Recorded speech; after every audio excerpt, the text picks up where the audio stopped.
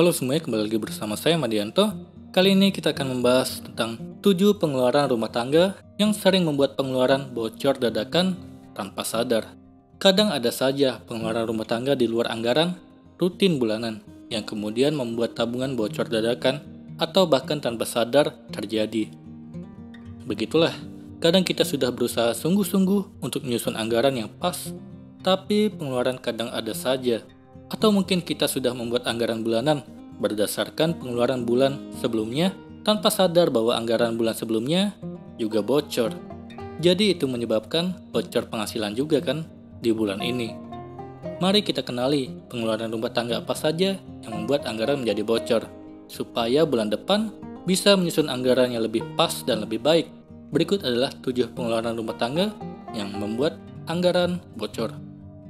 Yang pertama, terlalu sering pesan makanan layanan delivery. Mungkin kamu merasa kamu sibuk. Memang keluarga zaman sekarang semakin sibuk. Tuntutan dan gaya hidup yang semakin tinggi juga akhirnya memaksa pasangan suami istri harus bekerja. Akhirnya demi kepraktisan, pesan makanan online saja. Kalau kamu sadar kalau ada selisih harga antara yang di aplikasi dengan harga di warung sebenarnya, dan juga ada ongkos untuk mengantar makanan ke rumah, mungkin memang terkadang ada diskon, tapi besarnya bisa setengah lebih. Misalnya, ada selisih 5.000 untuk harga makanan, ditambah kos kirim 10.000. Meski ini sudah diskon dari 18.000. Nah, sudah 15.000 tambahan sendiri untuk satu makanan saja. Kalau 15.000 rupiah dipakai untuk masak sendiri, barangkali sudah jadi tambahan lauk ekstra. Memang tidak apa-apa kalau sesekali pesan online, apalagi kalau kita kelelahan. Tapi ada baiknya kalau kita beri proporsi dalam pengeluaran rumah tangga secara tersendiri. Selebihnya, usahakan untuk memasak saja. Atau kalau tidak, ya mampir ke warung, lalu kita bungkus dan dibawa pulang. Hal itu akan membuat kita lebih hemat. Kedua, belanja kecil di minimarket. Minimarket memang cukup menolong kalau butuh sesuatu yang sifatnya darurat. Tapi belanja-belanja kecil di minimarket yang keseringan juga bisa membuat pengeluaran rumah tangga jadi bocor halus. Lagi-lagi karena ada selisih harga antara minimarket dengan barang misalnya di hypermarket besar, apalagi di pasar tradisional. Lumayan juga, antara 2.000 sampai belasan ribu. Ketiga, boros listrik. Pergi dari rumah, jangan lupa mematikan lampu kamar, matikan juga AC yang masih menyala, atau jangan sampai kamu tidur sambil nonton televisi. Hal ini akan membuat kebiasaan yang buruk, sehingga kita tidak sadar hal-hal seperti ini akan mempengaruhi tagihan listrik, atau jadi membuat kita sering membeli token listrik. Coba kurangi dan hemat pemakaian listrik. Matikan alat-alat yang tidak digunakan. Kalau perlu, buat checklist di dekat pintu rumah, berisi apa saja yang harus dimatikan. Lampu AC, kipas angin, TV, pompa air, kompor, dan lain-lain. Selain agar lebih hemat, juga ini menjadi faktor keselamatan saat keluar rumah untuk menghindari konslet listrik dan kebakaran. Jangan lupa juga ganti lampu neon dengan lampu hemat energi. Hal ini sangat membantu untuk memangkas tagihan listrik di pengeluaran rumah tangga bulanan.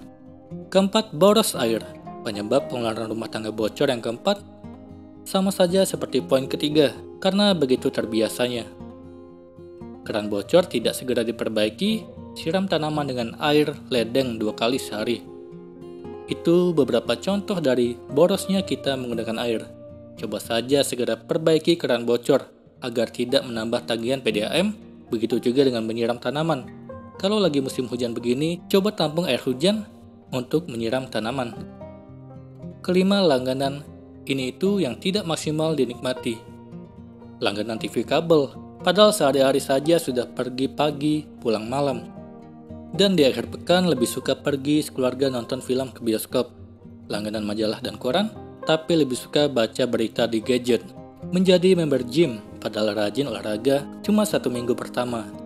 Pengeluaran rumah tangga yang kelima ini, kalau memang ada, coba periksa lagi apakah ada langganan yang tidak kamu nikmati secara maksimal. Kalau ada, sebaiknya berhenti saja. Keenam, perbaiki rumah dan kendaraan. Rumah dan kendaraan pada umumnya akan mulai rewel begitu masuk usia kelima. Misalnya atap bocor, dinding mengelupas, lantai pecah-pecah, dan perabotan yang rusak dan perlu diperbaiki. Demikian juga dengan kendaraan mobil.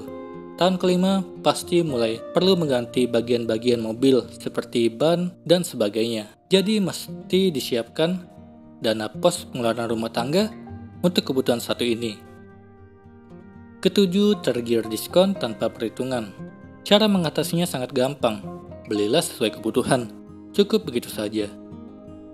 Semoga ini bermanfaat. Sekian dan terima kasih. Jangan lupa subscribe channel ini.